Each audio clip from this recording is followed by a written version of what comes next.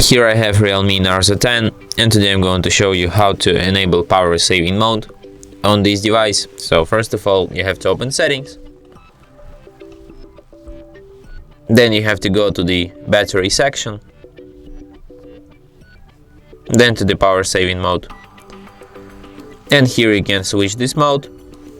For example, you can also change some of its settings. You can set it to turn off automatically when battery is up to 16%. You can set it to turn off automatically, to turn on automatically at the specific battery level.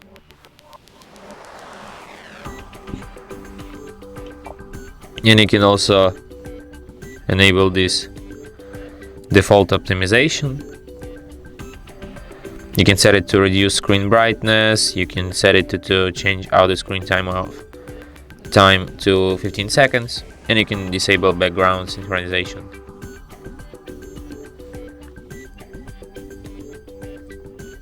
And that's it. Thanks for watching.